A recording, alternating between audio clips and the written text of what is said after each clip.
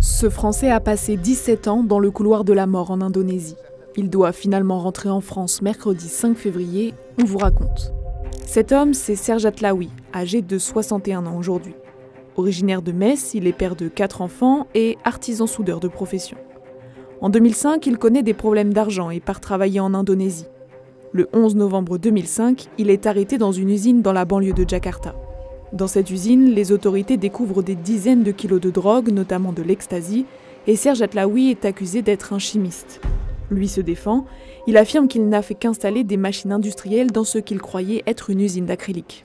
Il me signalait quand il y avait une machine qui était défectueuse et je devais les contrôler, c'est tout. En Indonésie, la législation antidrogue est l'une des plus sévères du monde.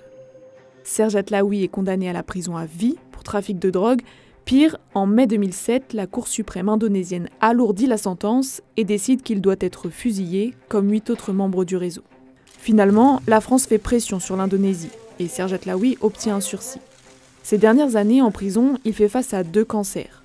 Il est alors transféré dans un autre établissement pénitentiaire à Jakarta et se rend chaque semaine à l'hôpital pour y recevoir son traitement.